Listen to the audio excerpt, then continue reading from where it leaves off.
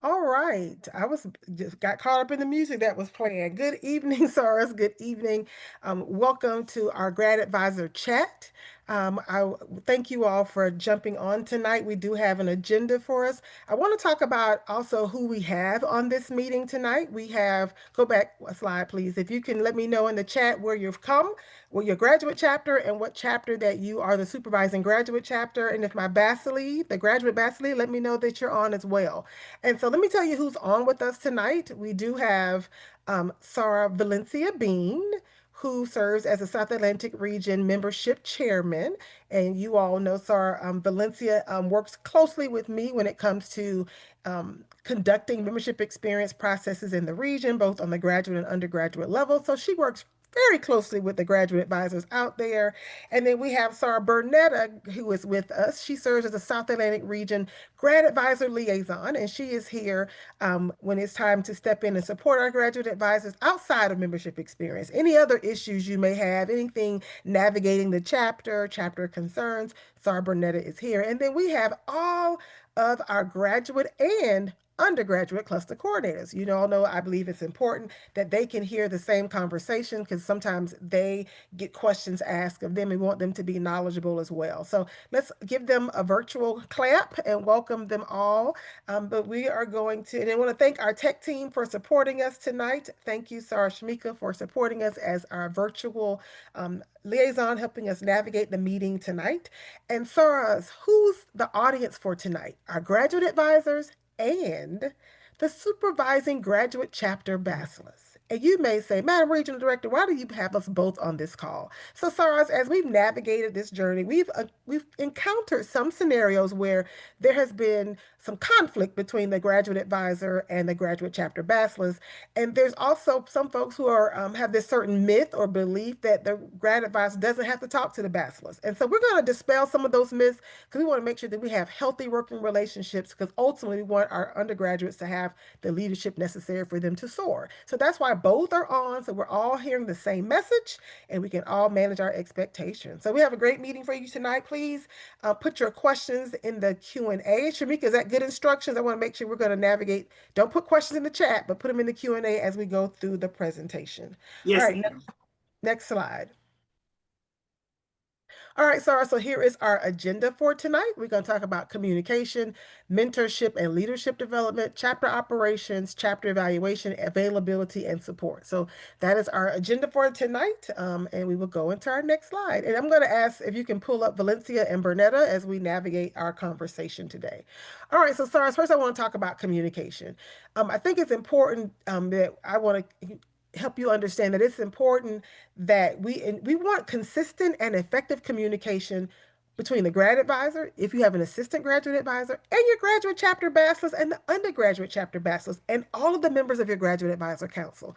Soros, it is imperative, and I want to remind our grad advisors that you are a member of a graduate chapter. Your financial card says Omega at the end. So you are elected by your chapter members. And I want to make sure that we talk about communication and who reports to who. You, the graduate advisors, have a dotted line to both the regional director and your chapter bachelors. You are not to function and operate where your chapter bachelors is clueless about what's happening to the undergraduate chapter that your chapter supervises. Okay, Soros. So I want to make sure that I am very clear that you are to communicate with both. And so it's important that we have strong, direct lines of communication. So I'll give you an example. If the university has determined that there's been a hazing complaint and there's going to be an investigation of your undergraduate chapter, your graduate bachelor should know. She should know that that's going on. She should not be aware, right? Why? Because the supervising chapter is still ultimately responsible, not just the graduate advisor, but everybody. But if they're not aware of what's going on, one, they can't provide support, and technically you put them in a situation where they can be negligible because they have no idea what's going on. So, Saras, let me emphasize again: we want to encourage strong and direct line of communication.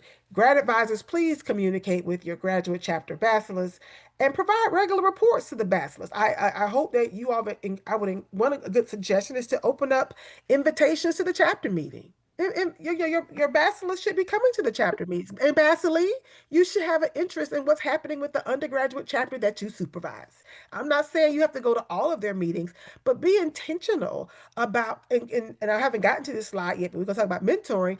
But at a minimum, you should be checking in on the undergraduate bachelors because that's your mentee, right? And so again, be intentional about knowing what's happening with that chapter because if something should happen, I'm calling both of you all. I'm not just calling the grad advisor. I'm calling the bachelors too, because I expect you to know what's going on. And I want to also encourage positive collaborative working relationships with both graduate advisors and your counsel. When you're, Saras, I served as a graduate advisor when I was young. I didn't have kids, but I also had a social life. And so I did not follow the theory that the grad advisor had to do it by herself and wear this superwoman cape. That's why you have a council. And so, Soros, please lean into your council. It's not productive for you to do everything and not invite them and then complain that you don't get support from your grad advisor council. But you haven't communicated with them timely. So here are some recommendations. Once the semester starts, send out a sign up genius and put who can cover chapter meetings. Here is ski week. Who can cover those? So there's coverage so that you could get a chance to take a step back and you can maybe you have an obligation with your spouse or you want to go away for your homecoming. So what I don't want is that the undergraduates are unable to move or do anything because one person cannot be in attendance when you have members of your grad advisor council. So again, Saras, I want you to embrace collaboration and working together and working with your grad advisor council. So again, you are hearing it from me to you. Saras, let's be open and let's be inclusive. I think our undergraduates will benefit from having multiple SARs, engaging with them, working with them. And it also makes light work when you have more hands, right? You may want to go on vacation, but they got a chapter meeting. Does that mean they cancel their chapter meeting because you want to go on vacation? Or you get a member of the graduate council to come? I need you to, think it from that perspective. All right. So, Valencia or Bernetta, you can jump in. We can tag team. Any thoughts you want to add to this before we go to the next slide? Now, just reiterating the importance of the council. Use your resources. And Madam, also the communication with the supervising bachelors helps in case you do have that graduate advisory council member that sometimes get outside of the rules or get outside of the process. Where if the supervising bachelor's is engaged, she can help you remedy that quicker than you having to marshal through a problem unnecessarily. All right, thank you. Next slide.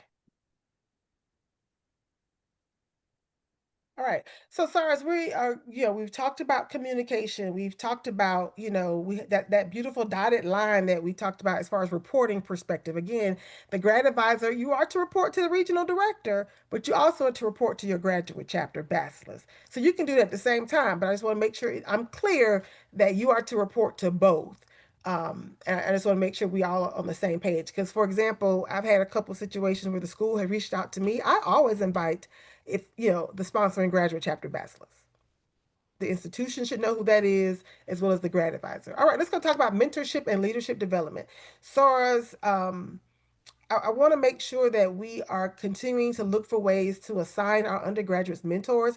Grad advisors, it's your responsibility to make those assignments, and it's your responsibility to be creative and finding opportunities for them to continue to learn and grow. So yes, we know the tradition typically is you assign a mentor based upon their role. But I will tell you, when I became as initiator, I was assigned a mentor based upon my career choice. Now, not everybody has that those resources in their chapter. So you have to look at what resources you have in your chapter, and do your best to make sure that they have a mentor. But a mentor is also a great way for them to navigate AKA. I think sometimes we take for granted that we just expect them to know as soon as they cross. Think about it. These young ladies who crossed this fall of 2025, they would have never gone to a regional conference. So they need somebody to guide them on what to wear, what to expect, what to know what to do when this happened, when that happened. I can tell you, you all know this. They're not gonna remember anything they do through this mini process because it's like they just happy they got picked. They just happy they about to Right. get their pearls. And they're gonna forget everything that happened during those sessions. And so you have to kind of go back and address some of these issues again from our brand to attire. You have to continue to have these conversations in front of them. So I encourage you all to make sure you have a defined mentoring program and don't wait to assign mentors. And grad advisors who are having, whether you have a fall line or a spring line, and um, that somebody's graduating, be intentional about finding them a mentor wherever they're going to graduate. Don't let them graduate and have nowhere they're going to connect to. That again, that's what grad advisors are here to guide. You are to guide. You've been here before. We hope that you have lived enough of AKA's years to say, how can I make sure these young ladies are successful? So, yeah, so be resourceful. If you know that the young lady is moving to Mid-Atlantic to go to grad school, if you don't have a resource, I guarantee you somebody in your chapter knows somebody in Mid-Atlantic, right? Like we got to start thinking outside the box and making sure our young ladies are connected and have those mentors and what's necessary. And so make sure that the officers are in alignment with our policies and standards. Let's make sure of that, right? So make sure your Tamiokas is working with the undergraduate Tamiokas. Make sure that, has she worked with her on her report and has she worked with her to do certain things? So, for example, I know, because I know this is none of my undergraduates in South Atlantic. And if it is, we are going to quickly repair this. But I know that on the undergraduate bank account, it is both the undergraduate Tamiokas and a grad advisor at minimum, at least those two. I know. And I know that when they're in school, the checkbook is in the possession of the undergraduate Tamiokas. The only time we expect that checkbook to not be in her possession is on Christmas break or summer break. Or if she tells you, I don't live in a situation where I think it's safe to leave my checkbook, like let's say she got roommates or she doesn't have a way to keep the checkbook safe. If that's not been communicated, so as we need to allow those young ladies to learn their role and operate in their role. As Madam Supreme likes to say, we are to guide, not drive. Okay. If you want to be Tammy Okus in your graduate chapter. Okay. Okay, Saras? Now, so I want to keep that in mind and make sure that, the Tammy Okus is bonded as well as the grad advisor and the bachelor. So again, I just want to make sure that's just an example. Make sure that we're teaching them effective roles and responsibilities and aligning themselves with our sororities policies and standards. Please, that's what our role of that's why we have grad advisors, that's why we have councils, to continue to have teachable moments. I have been approached by some of my undergraduates because I've been chatting with them, and some of them are concerned that they're not learning. No one's teaching them anything. So again, we have a leadership development institute. You can reach out to one of our chairmen and say, can you do a workshop for my undergraduates? There's nothing prohibiting you from doing that. So grad advisors, please, please, please be intentional about creating learning opportunities for your undergraduates outside of this formal membership process, right? As a lawyer, I continue to take continual legal education courses. I'm certain they do it for HR professionals. Most professions, you have to have continual courses. It's the same thing with AK, but especially with our undergraduates. Sorry, Bernetta, Valencia, I don't want us to keep preaching. You're doing a great job, madam. Very well said, madam. Thank you. All right. Next, and again, Sarah, please put in the Q&A um, if you have questions. So we would do our best to answer them. All right. So we're going to talk about chapter operations. Soros, we know that many of your chapters have been evaluated, right? And I know there are some being evaluated this fall. This is our last cycle of this administration. But make sure, as grad advisors, you may have never been a bachelor's, but make sure you understand and you have in-depth understanding of our operations, particularly our financial procedures. One of the main areas of weaknesses for all of our undergraduates is financial procedures. completing vouchers, following the financial procedures. And I would encourage you to think about their lifestyle and how to create a process where you can still adhere to our guidelines, but understand that it's a collegiate environment, right? So again, there still should be documentation, and that's the number one concern we saw through all evaluations is financial procedures. Uh-oh, can we mute that person? All right, ensure and make sure, Saras, I know that many of our chapters have traditional programs, Mr. AKA, but don't forget, we still have our sororities programs and making sure that we're aligning to those. So again, that's where you fall in, is to make sure that, they are, you're guiding them to make sure they're upholding and implementing our sororities programs. It's time for end of the year reporting. Make sure they are prepared. Make sure that you go back to that checklist for evaluation. So if your chapter has been cleared, make sure that you revisit that checklist. Are you still, have you corrected those behaviors that got you a failure, a 3 the last time? What are you doing to make sure that if the next administration does another evaluation, you didn't go back to bad habits? And so my grad advisors, one thing I want to encourage you to do is think of a process to collect their data before the summer break ends, before they leave for summer. So one recommendation could be a bin, and I'm not saying any of these chapters, I'm gonna say Beta Sigma. Beta Sigma, if you out there, say hello, South Carolina State. Grad advisor, you have a bin that says Beta Sigma. At that last chapter meeting before they break, everybody bring their reports, their minutes, their documentation. Make sure it's in that bin, and you sign off whatever May 1st or December, whatever. These we can account for fall 2025 or spring 2026. That's how you can ensure that you're keeping your records. You're making them collect their records, right? Make sure, are you keeping pictures? Are the region has put out our guidelines on creating an archive for your chapter, right? Are you keeping photos on the cloud? Are you saving them on somebody's USB? Are you Google Drive? I mean, think of those ways to store that chapter information, even down to passwords. We know that people leave and take the Facebook password or Instagram password, all those things you want to make sure you keep. And make sure you're holding on to the deadlines that the sorority has provided. So again, you heard me mention end of the year report is coming. Get ready. You should be having those conversations with those young ladies now in preparation for their end of the year report, because they leave early December. They're not around at December 31st, right? So just think about that, SARS. And again, we want to make sure that our undergraduates are also implementing our programs and events and service projects to reflect our mission and values. All right, Sarah Burnett Valencia. Yes, I'd like to add there, in speaking to their end of the year reports, a suggestion, consider incorporating, you can call it a workshop or a work session where you actually focus on completing those end of the year reports when you meet during October and November. That way, you are ahead of the game. And when they are preparing to leave for the semester, you're still in position to meet the sorority's deadline. And Madam, the item that I'd like to ask that they consider is doing a chapter retreat such that they have a planning calendar. Oftentimes we hear from the Graduate Advisory Council that they're not engaged because they get things at the last minute or they're not aware of activities. But if the undergraduates prepare a calendar during their chapter retreat, it gives everybody a little bit pre-planning opportunities of support for the undergraduates. All right, next slide. All right, we talked about chapter evaluations. Again, SARS, make sure, especially if you are preparing to be evaluated, we have cluster 1, 5, and 4 left. Make sure that you are getting ready. Look at your checklist, and if you failed for cluster 6, 7, 8, or 2 and 3, look at your checklist and see what you need to improve on. And again, graduate sorors, graduate advisors, and Basilei, make sure that your grammatist is meeting with their grammatist. Talk about how to write minutes, how to get their minutes bound, right? These are teachable moments. These are opportunities.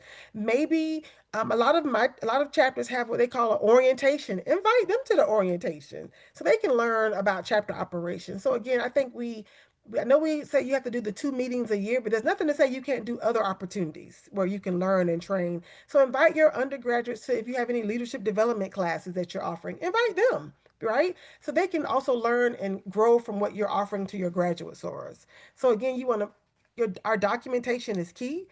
so that we can have consistency. We want to make sure that we're adhering to all of our documents. We want to avoid any investigations. We want to avoid failing any evaluations. And so again, chapter evaluations, making sure you stay in compliance. And if you already overcome that last year or the year before, do a check-in, right? Do a 1 year post evaluation. Are we still doing that? Are we still creating good habits, or are we going back to our bad habits?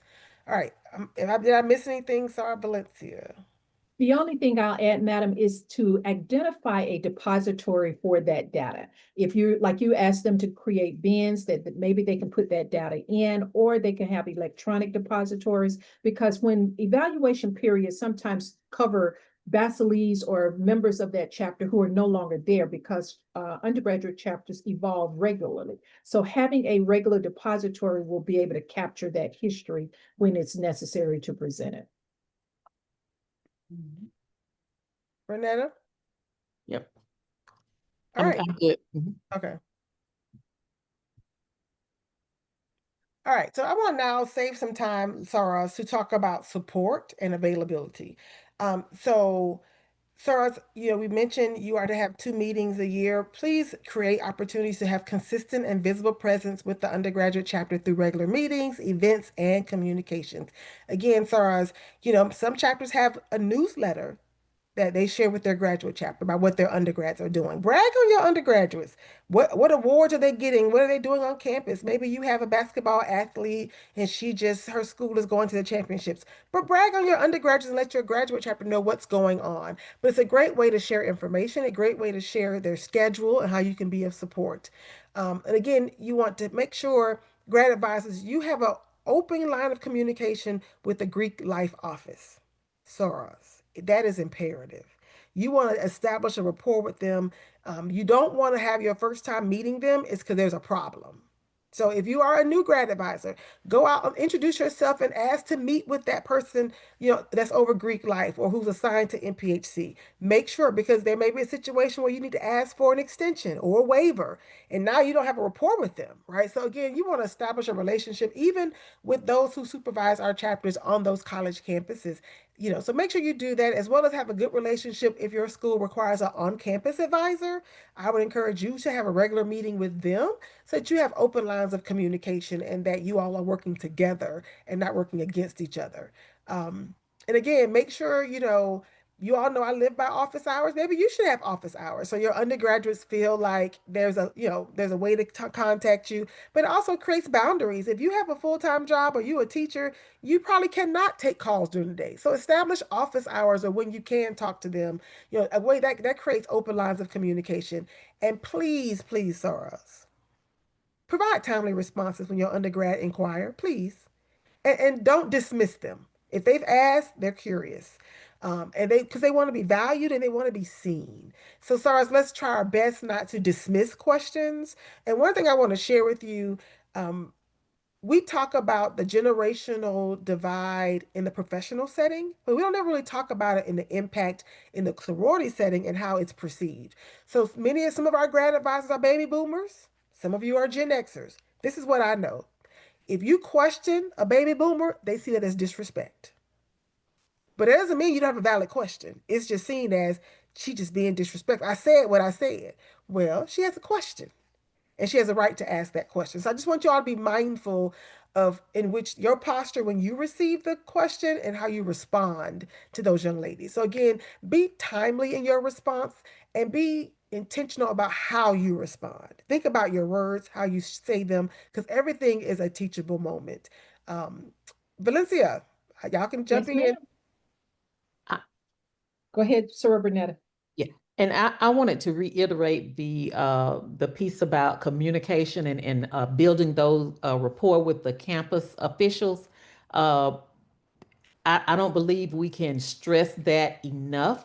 And as Madam Regional Director stated, don't wait until there is an issue. Make yourself visible on campus, volunteer to serve on panels. Oftentimes, the colleges and universities need community advisors when they are hosting events or when they are conducting interviews for replacement personnel. Avail yourself sometime for things of that nature, so that when your undergraduates need something on campus, you already, you have those go-to persons who will come to your rescue when things that are unforeseen occur. But the important thing is that you want the university to know who you are, and not just in times of trouble. I believe that's crucial. I know from my time as a graduate advisor, that proved to be beneficial, not just for building the rapport with our graduate chapter, but it proved to be very beneficial to our young ladies on the campus. I think that's crucial to your success as the advisor. And Supervising Vaseline, may I add, you are important also in this area. Working with the campuses, they need to know that that graduate advisor has support, and your presence demonstrates that. You should also meet with the campus, with your graduate advisor, such that they see that not only is she available, but you are available also. This helps strengthen our relationship on the campuses as Alpha Kappa Alpha women, such that if anything escalates, they know that they have two sources to address it and before reaching out to the regional director. Now, that is not to usurp the graduate advisor's position on the campus. It is purely to help that campus knows that has a body working to support her. So please let your presence be felt on the campus as well. Yeah. And, Madam Regional Director, I'd also like to add, Madam talked about, the communication piece and that generational gap. And I would challenge each of us that when we are communicating with our young ladies, when we are responding, remember to show some grace. And if you know that you are quick-witted, or, my mom used to say you flip at the mouth, I challenge you to practice a pause before you respond. Because our young ladies, 99.9% of the time, they're not trying to be disrespectful. That's just who they are. It's the time that they're brought up in. Things that are considered to be okay for them. If you are, my age or older, it wasn't okay. And so we have to be willing to adjust, to shift, how we do, and how we interact with the young folk. And I would go so far as to say, if you're not willing to change, so that you are effective in terms of your communication with them, give serious thought to serving in this capacity, because we want to draw them in, and take advantage of those teachable moments that Madam Regional Director mentioned, and build upon those. And in healthy debate is healthy debate if you use it as a teachable moment, and not just, pouting, for lack of a better term right now, but learn to show them some grace, the same grace that you would want someone to extend to you. Well, and I think we have to pay attention to what's happening today. If we look at what's happening on college campuses with the how they communicate and the way in which they communicate, you got to stop and say, okay, I got to meet them where they are. And you'll be surprised, Saras. I have been on some Zoom calls with some undergrads they've made me pause when they've asked certain, and how their posture of asking a question to me. And some of you probably have been on those calls. And I've had to pause because I've said, now I can choose to respond in one way and they shut down, or I can respond another way so they can hear me. And I've used some of my questions. I've gotten questions like, well, how can you, this is our chapter, we voted. Well, let me talk about Alpha Kappa Alpha, and let me take you to page so and so of our Constitution and bylaws, right? So I use it as a teachable moment that there's really no such thing as a democracy in AKA, right? We have the Supreme Bachelors and we got the regional director.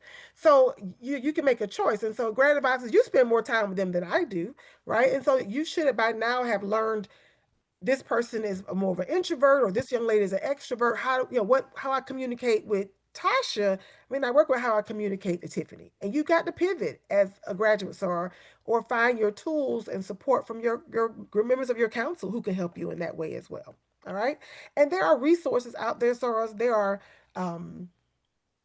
many professions or sorors in our region who do trainings on understanding how to communicate, whether it's the colors training, whether it's a disc profile, and all of these things we do at work, we do in our profession, but they are actually quite helpful in the sorority. So again, tap into, I guarantee you there's a talent in your chapter that can come and do that training to help you understand the different styles of communication and how to, and what we've all learned is it's not for them to understand you, but it's for you how to pivot to be able to communicate to them. All right. Okay. And again, I'm going to reiterate, please leverage your grad advisor council sorors. That's what they're there for the support. This is not for you, your babies. You're not supposed to hoard them and control the information, and can't nobody find out what's going on, and you the only person that can come to the ME. SARS, that's not healthy, and that is not what the intent of this was for. They're not to be your chapter. No, that's not what this is for. Again, you're here to guide, not drive. So please leverage your council for support for activities and events. They can learn more when they're around more people. They're not, they're going to still get limited information if it's just one person interacting with them all the time. So again, SARS, that's key. I know we got some questions about that, so we're going to dive into that when we get to that. All right, next slide. All right, so before we get to questions and answers, I want to go over a few items. So let's talk about Ivy Circle.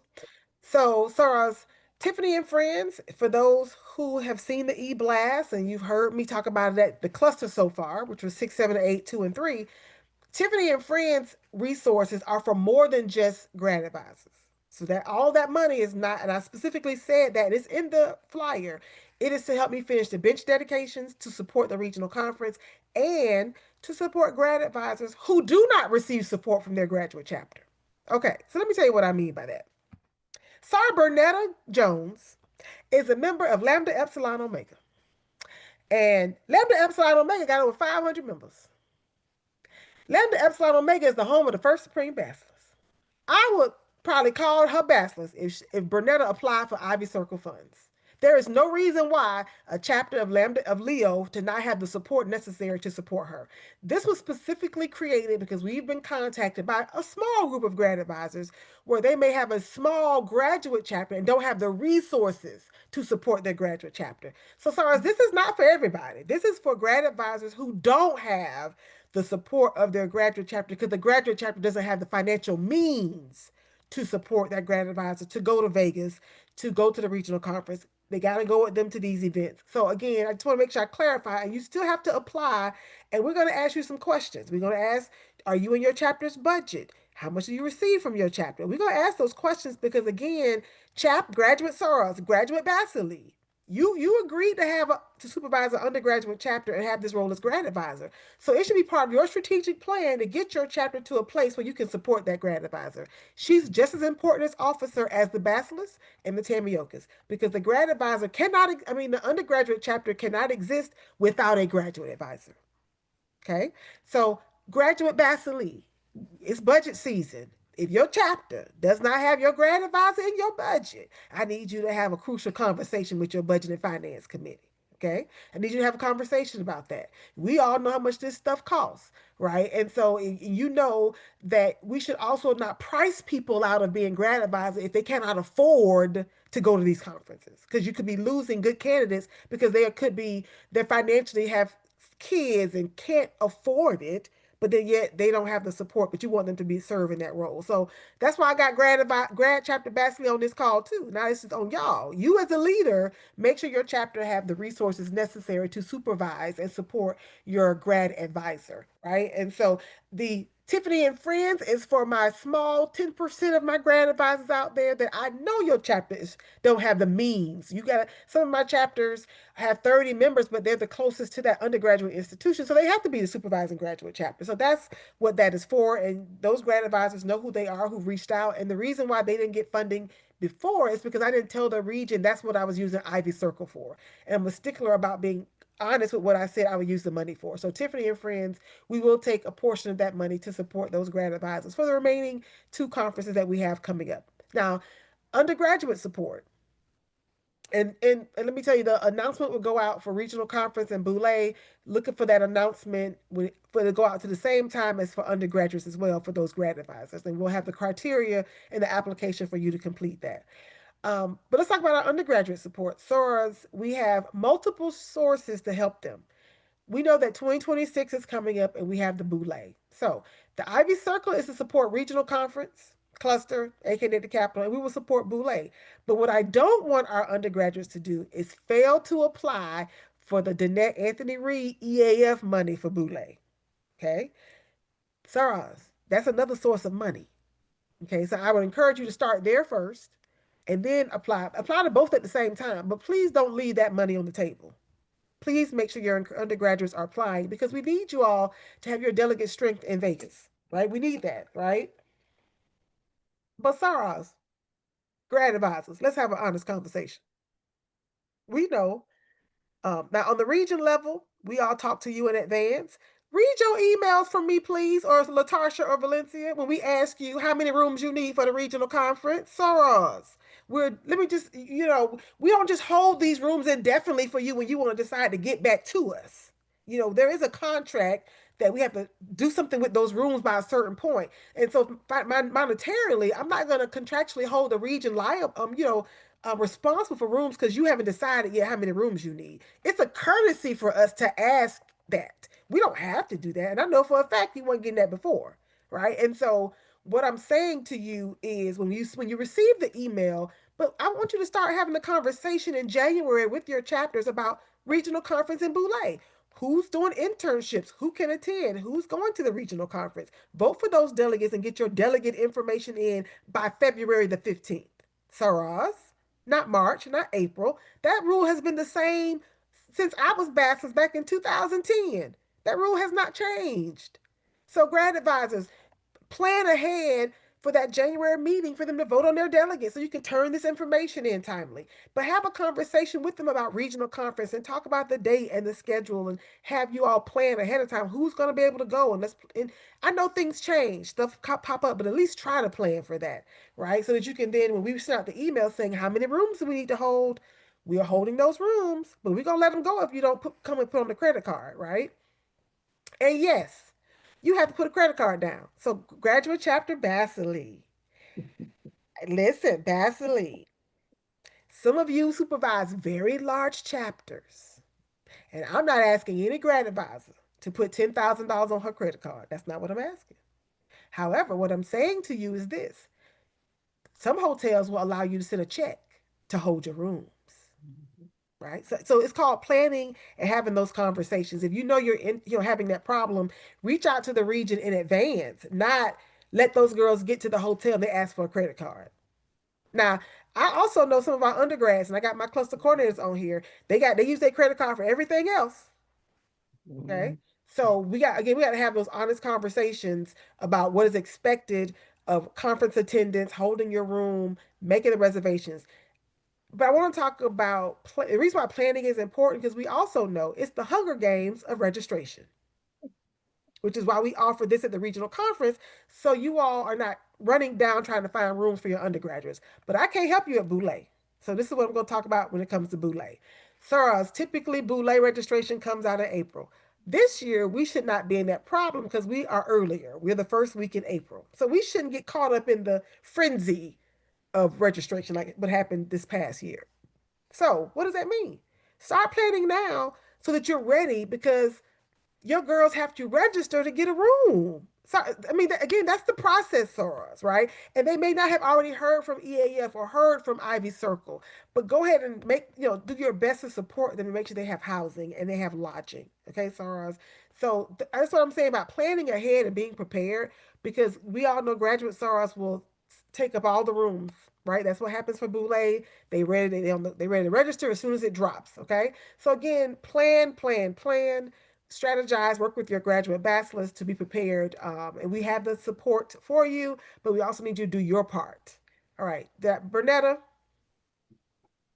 Yes, ma'am. And I just want to echo, make sure your young ladies have a place to stay.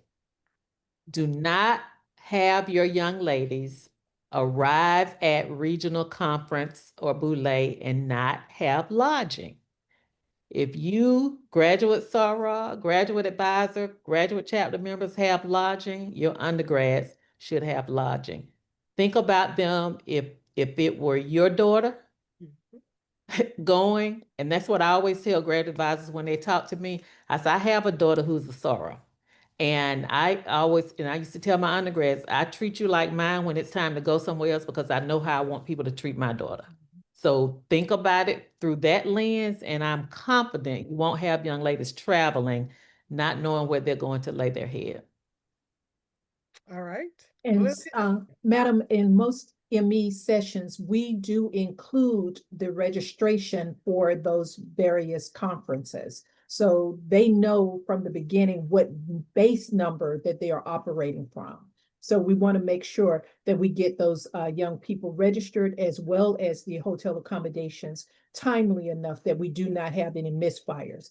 And everybody has to register. We have had undergraduates show up that weren't even aware that they needed to register. And that should not happen. So let's work with them, let's communicate, and let us support you where we can to ensure that they have a successful conference. All right. And Saras, we probably will have another webinar for Basilei and grad advisors totally right before we launch registration because we will not be using the system we used last year. Mhm. So we will have another, just God pray for us, Saras, right? So we probably have another training or webinar to explain to you the Fontiva registration system, and hopefully we worked out the challenges with group registration. So again, pack your patience. We're all learning this and we're all trying to figure this out. But we will not be using show data like we did last year. We were using a whole new system. So again, grad advisors still have the conversation and plan and communicate, right? Send an email to myself or Sarah Burnetta or Latasha, my chief of staff, to say we're having these problems. Quickly elevate those so we can jump on it and assist you as much as possible. All right, Leadership Fellows, that season is coming up. I know the announcement hasn't come out, but I'm going to use this time to grad advisors start having this conversation with your undergraduates today. We are planning a webinar to talk about with some of our former leadership fellows to talk about their experience and what they learned from it. So, but I want to tell you all to start encouraging them, start get their letters of recommendation, and hopefully that application will be coming out soon because typically it's due in the fall. So again, I'm just putting this on your radar. Again, please, please, please push Leadership Fellows program. Last year we had 10. Well, this year we have 10. And so we have grown 5 from my first year, 8 my second year, and this year 2025, 2024, 25 year, we had 10. So again, please push that with your undergraduates as well. And then we talk about planning for conferences again, Saras. We need your delegate strength at Boulay. We need for you to discuss voting, to discuss the elections, so they're knowledgeable. SARS, there will be undergraduates coming out of South Atlantic who are running for office, who will be reaching out asking, can they come to your undergraduate chapter meeting? I'm going to challenge you all to buy the So You Want to Run for Office and have a workshop with your to help them understand that process, to help them understand what to expect when they get their brochures, have them talk about the candidates. The candidates are now allowed to request to join the meetings in person or virtually, but, so get that book. So make sure that you are educating that chapter bachelor's so she knows how to navigate the rules. And we want them to be engaged in the process. It is my goal before I go out of office that one member of an undergraduate slate will be from South Atlantic next year, if not two. And so just that is my goal to make sure that I push those young ladies to be successful. But I want to make sure that our undergraduates are knowledgeable about the process and I feel comfortable when they get to Boulay because they'll be delegates, that they get to vote as well, that they, exercise their vote. So again, that's part of planning for the conferences, talking about, what to expect and what to plan for. All right, ladies, I think we can now take some questions and answers. All right. Madam Regional Yes. Director, the first question or Well, I a want to go state. say say our little quote. Go back to our little quote. So, as Ethel likes to say, the idea of helping others is just another one of our deals to help cheerfully, willingly, and to the limits of our ability. That is being a true AKA. Thank you, Sarah Ethel. All right, Sarah Valencia.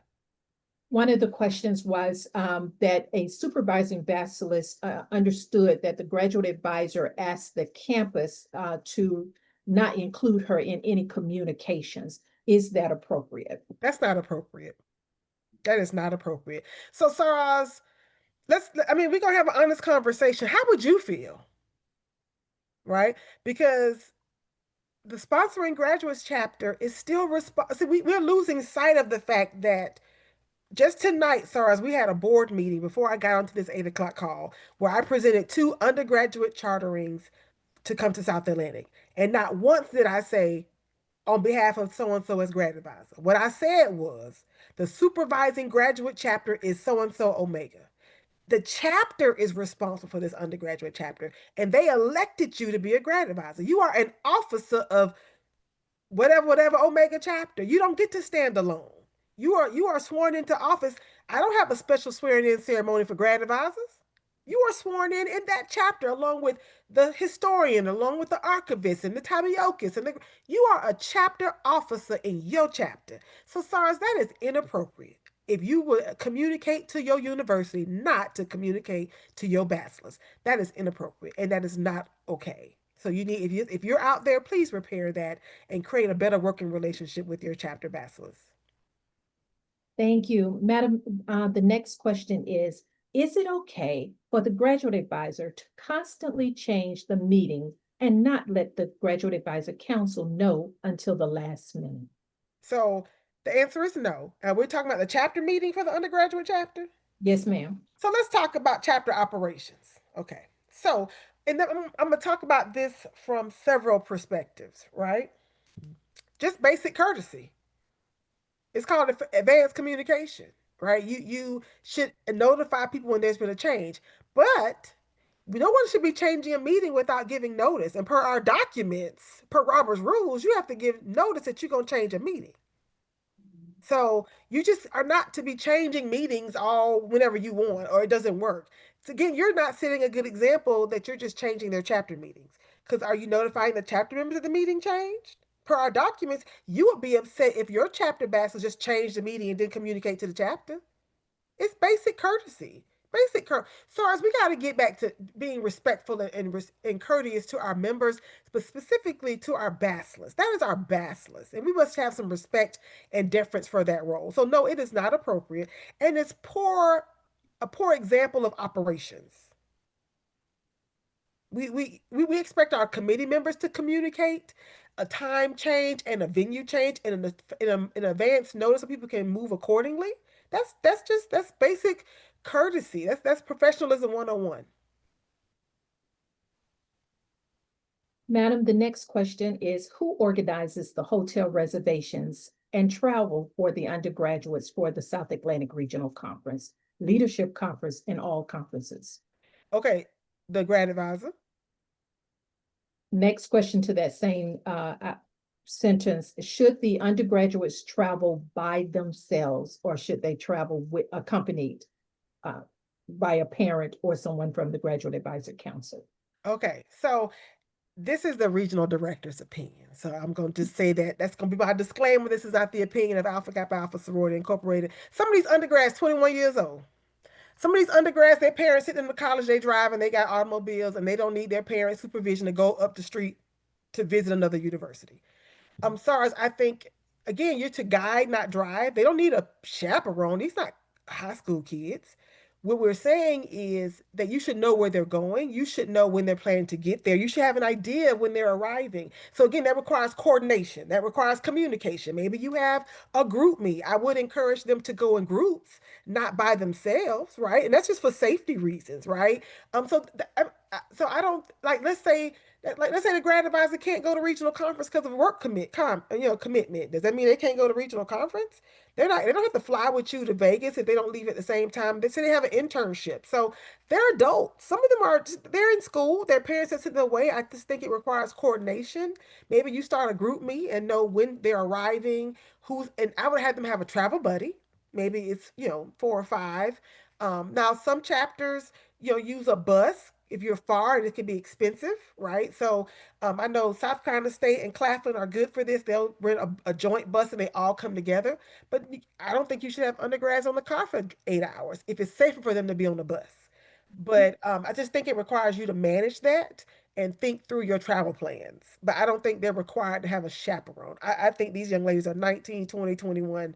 Um, I don't think it was intended for us to chaperone everything they do. Thank you, Madam. And along those same lines, the next question is, if the graduate advisor cannot attend the conference, should she contact the supervising bachelor's and or the council so that they can make arrangements to take on those duties to support the undergraduates? Absolutely. So if we go back to my initial conversation, which is proper communication and planning, the council should be part of the conversation. The council should be in that meeting talking about regional conference. Okay, who's covering what?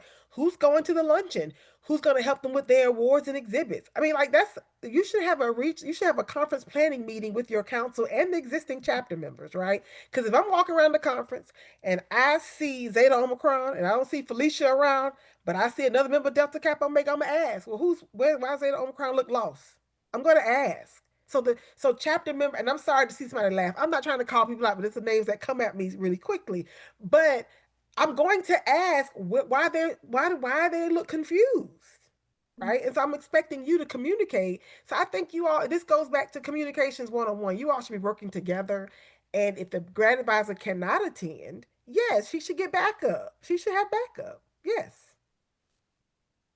Thank you. The next question is, as a graduate chapter, we have space in our monthly newsletter to highlight our undergraduates and what they are doing. Is that appropriate? That's completely appropriate. And maybe your Ivy League reporter works with the chapter's Ivy League reporter, right? That's a good model. And have her share the articles to the Ivy League reporter to put in the newsletter. I think it's perfect to have a spotlight in your chapter about what the undergraduates are doing. The next question is, are the two joint meetings business meetings or social meetings? Or can we have one social or and then the other business? They should be business. They're supposed to see you all working and operating.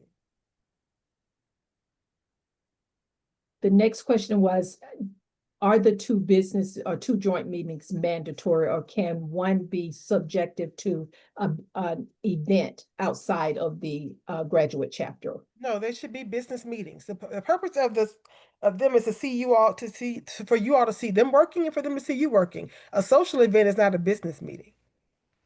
Now, I don't say that's the only thing you should do. Invite them to your events, but you need to have at least two business meetings with them as joint meetings.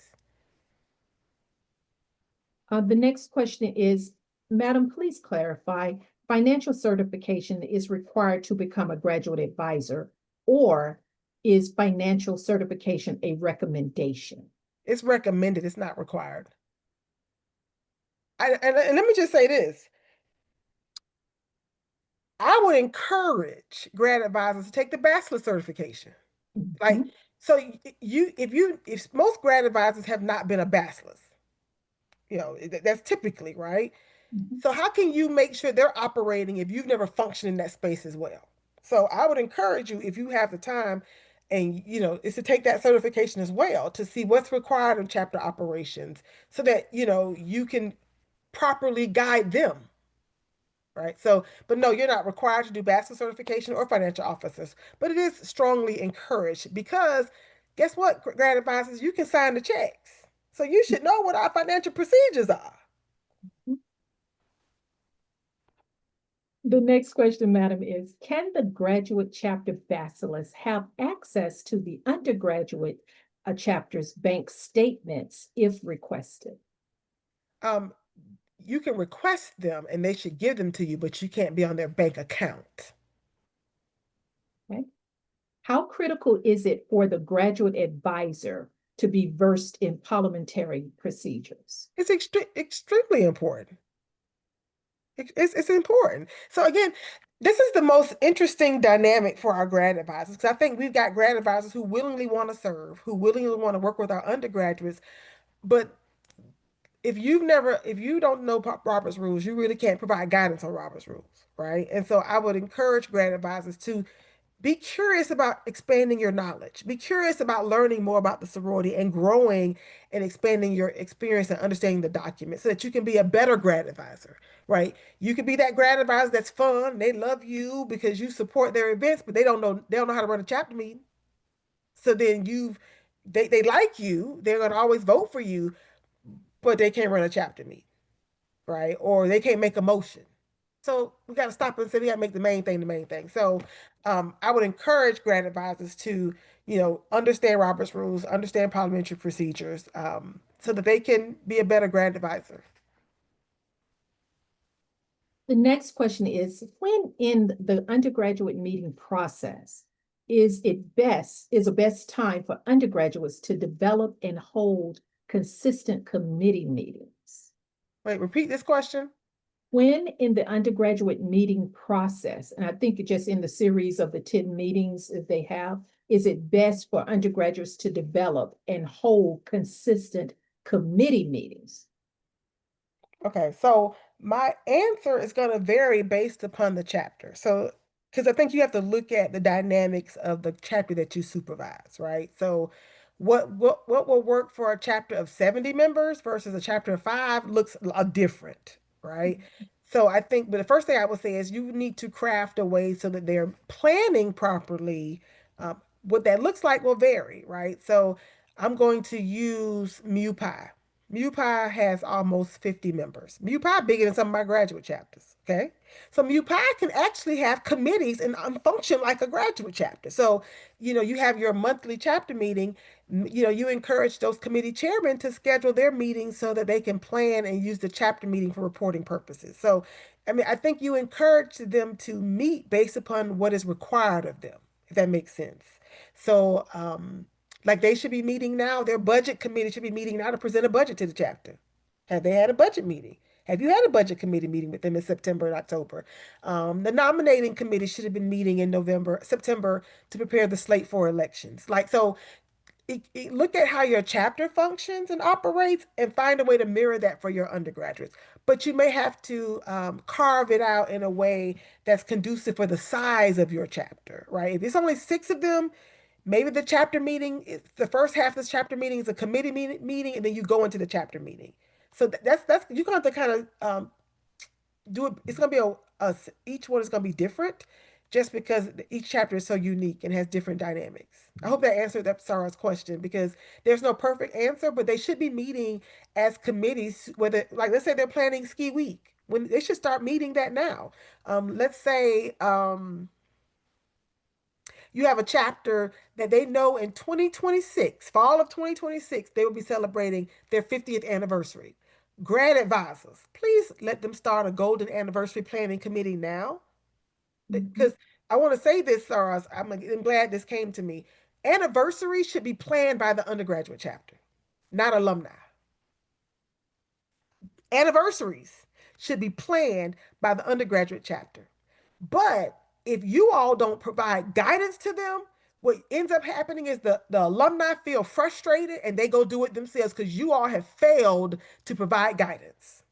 And you'll celebrate your anniversary, you'll go back to your homecoming, but forget about the chapter you oversee and plan a proper anniversary for them. So be mindful of milestones for that chapter and instill a culture of wanting to celebrate and plan accordingly. So you have to know what's happening and help them set up those planning committee meetings so they can properly execute events to the standard that we expect for the sorority.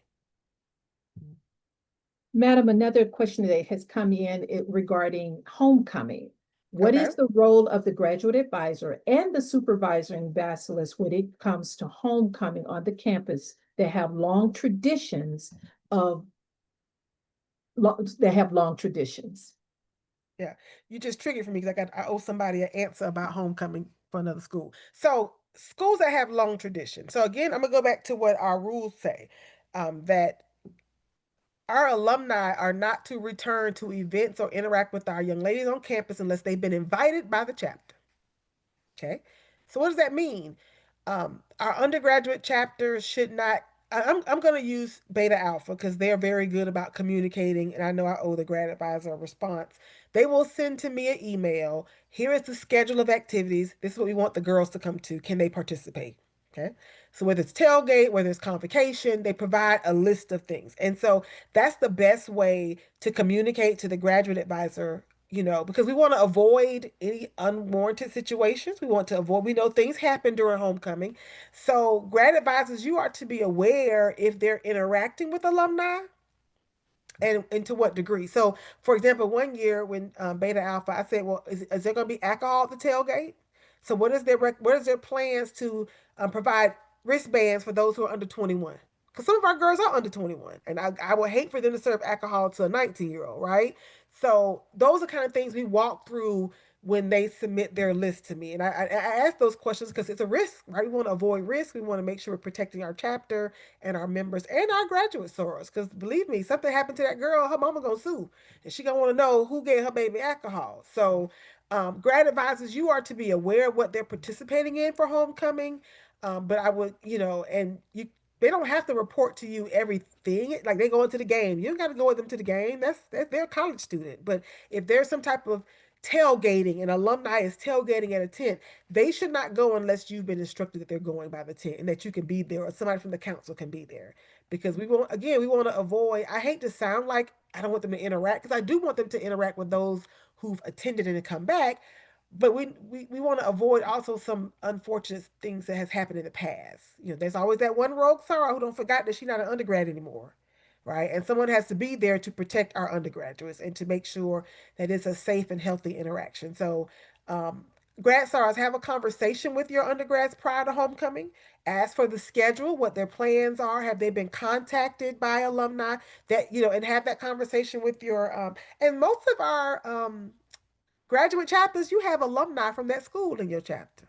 And sometimes you know the people in that chapter participating in some of that stuff. So grad advisor Basilei, reel them in too and make sure that they're abiding by the sorority rules and guidelines. But yes, grad advisors, talk to them in advance, go over the schedule and what they plan to be attending as a collective. Individually, you don't have to supervise individual interactions, right? But if they're going to get together like singing by the tree or and again, they as long as they invite, but if they're singing by the tree, somebody from the council but should be singing by the tree with them if they're inviting other sorors to join them. Madam, next question is, how frequently should the supervising bacillus attend the undergraduate chapter meeting? And should she wait to be invited by the graduate advisor? I don't think she needs an invitation, but I would say as much as she can, she should be there if her schedule allows. Mhm. And the last question, is there any way additional rooms for undergraduates can be tagged on to the graduate advisor when she registers for conference? So only thing I can control is South Atlantic. I don't supervise Boulay. That's not my conference. That's Danette Anthony Reed's conference. So I can only control my conference. And what we've been doing since I've been regional director is when grad advisors communicate or respond to our survey, we hold those rooms in your name, which is why I go back to say, read your emails. You need to read your emails and communicate timely. Because if not, we're going to move on, right? We're going to hold whatever the responses are to the email. If no one responds to us, we're not going to hold the rooms because the hotel is going to comply with our contract, which says you can only book one room. The last question, madam, is for alumni who assist in helping current chapter members to find jobs and internships. What would be the best way to take advantage of that process? A suggestion that has been provided is to collect resumes of the undergraduates and create a database to share with alumni. So that's a good way. You can also host economic empowerment forums, where you invite alumni back to speak about their career path, and that's nothing wrong with that, right? Again, it's organized, it's structured, and it's being led by the undergraduate chapter. But a directory is just as fine. You can even create a Google form where if they submit their resume, it gets shared with that graduate soror who is looking for employment opportunities. And so that I think both of those are great examples. And you can have a job fair where you invite alumni back. You can. I've been to some chapters that have had like around. It's like they've equated to like a dating game, but they Mhm. had an alumni soror at a table, and the undergraduates can go around, and it's like 30 minutes with that soror, then you move to the next table where they're now interacting with that alumni, talking about career choices and job opportunities. That's great. There's nothing wrong with that, because guess what? You invited it, you controlling it, and the grad advisor, the grad chapter is present. So there's, I'm not saying don't create those opportunities, because those are great resources for them to find employment. But I think we have to, that's how you do it, is through formal programs and events. But I also like, some way to collect that information and job opportunities. You can have a job sharing site if your chapter has like a private website, such as the grad chapter. So if the private chapter has a sharing page, they can share that information. That's another great way to share information to the undergrads. Madam, that concludes the Oh, questions. that's concludes the questions. All right. So, grad advisors and supervising graduate Basilei, I hope you enjoyed our session tonight. Hopefully, we were able to dispel some myths, clear up a few misunderstandings.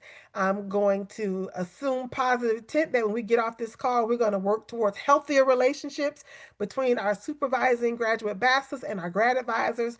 And we're going to do all that we can to ensure that our undergraduates receive the support, the training, the guidance, the leadership that they are so hoping to receive from you all. So again, and I would like to give some good news, because I just saw her she pop up. So I want to announce that as of 7:30 tonight, the board of directors approved the chartering at Gordon State College and the return of Gamma Gamma at Morris Brown College. So congratulations to both Xi Beta Omega and Chi Tau Omega, who will be supervising those chapters. All right, again, so thank you, Saraz. We are officially adjourned. You all have a great rest of your evening.